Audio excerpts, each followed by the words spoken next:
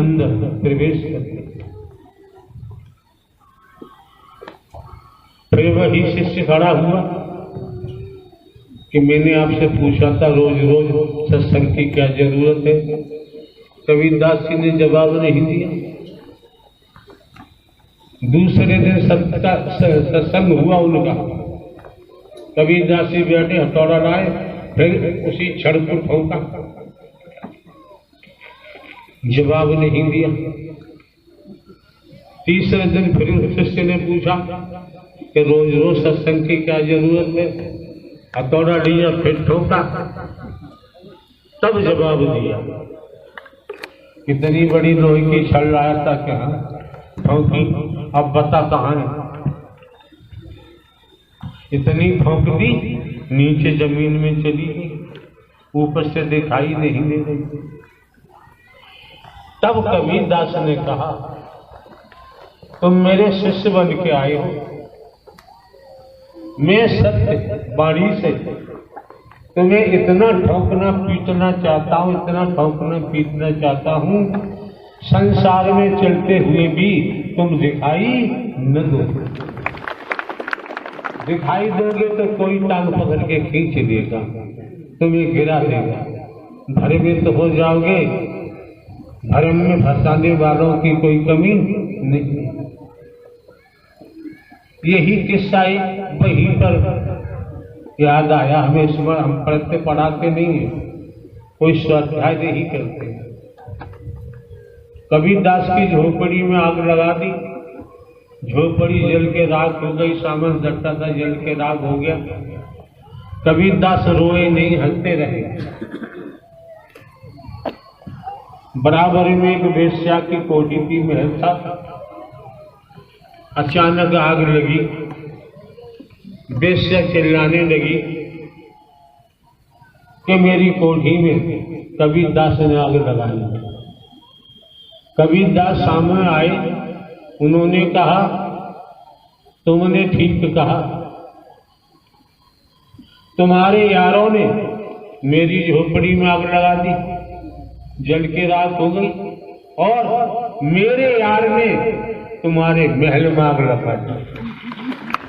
अब लगा लो, कौन सा यार चाहिए। ब्रह्मांड का रचयिता अगर यारी कर देता है, बस जीवन सफल हो जाएगा। कब किसके शरीर की मृत्यु हो जाए कोई भरोसा नहीं है।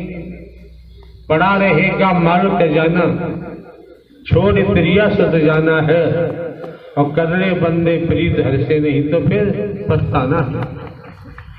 आए कई घाट से उतरे कई घाट, अपने अपने कर्मों से हो गए बार। ये समझना चाहिए।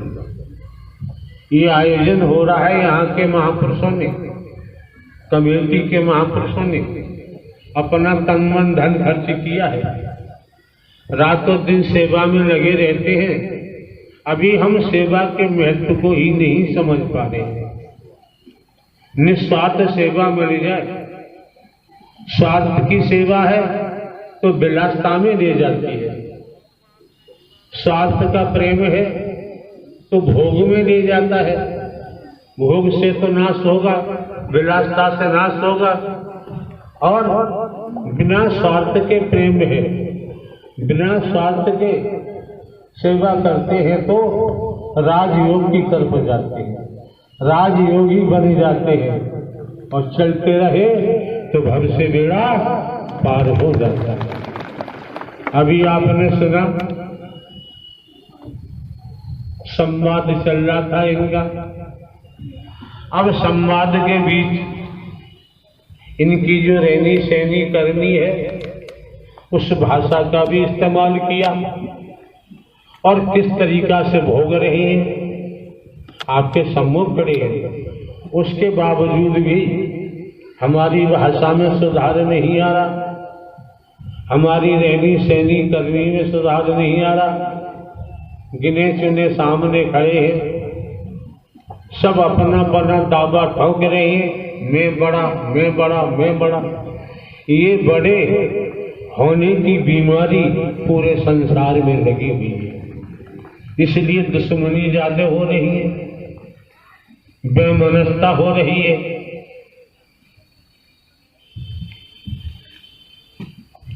आप देख रहे हैं, इसी में मेरी के कारण, बड़पन के कारण मैं बड़ा हूं, दंगे फसाद हो रहे हैं, गोली कांड हो रहे हैं, क्या क्या नहीं हो रहा है।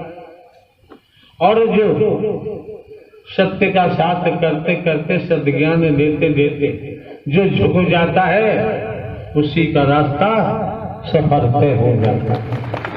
खड़ा रहता है वो टूट जाता है। तो संत गोस्वामी तुलसीदास ने कितने सुंदर ढंग से कहा है कि संत समागम हरि कथा, तुलसी दुर्लभ दोय, सुत दारा और लक्ष्मी प्रापी के घर हो। तो भैया आए हो तो समझो, जो दिवस कई एक बाकी बचे हैं, हम ना आने को थे, इधर पंडाल में आने की इच्छा नहीं थी, लेकिन हमने विचार किया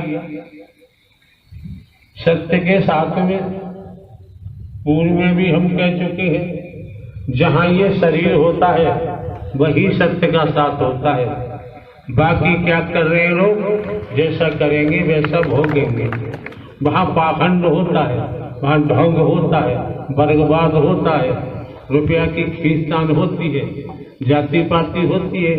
हम यहाँ किसी को हिंदू मुस्लिम सिख ईसाई के रूप में नहीं देखते, ब्राह्मण क्षत्रिय शूद्र के रूप में हम नहीं देखते, गरीब अमीर हम नहीं देखते, नर नारी हम नहीं देखते।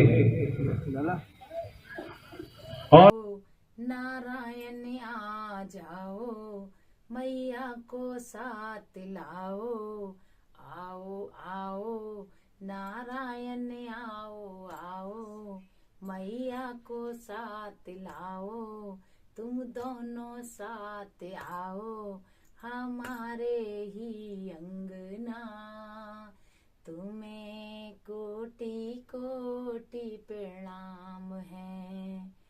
आओ आओ मैया को साथ लाओ,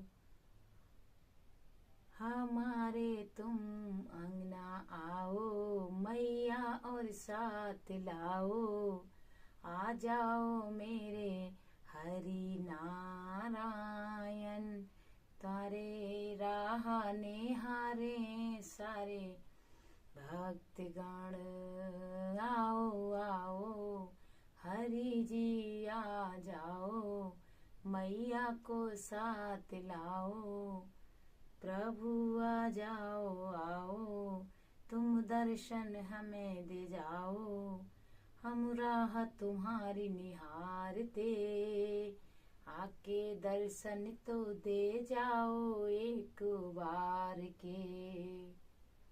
तो बोलिए नारायण साकार हरि की संपूर्ण ब्रह्मांड में सदा सदा के लिए जय जयकार हो। जगत जननी महामाई लक्ष्मी देवी के चरणों में मेरा कोटि कोटि प्रणाम। प्यारी दुलारी सास संगत जी, नारायण साकार हरि जी के भजनों के चैनल पर आप सभी का स्वागत है। आप सब कैसे हैं? हरि जी की कृपा से आप भी स्वस्थ और मस्त होंगे। तो आज की जो वाणी है हमने सोशल मीडिया से ली है, कृपया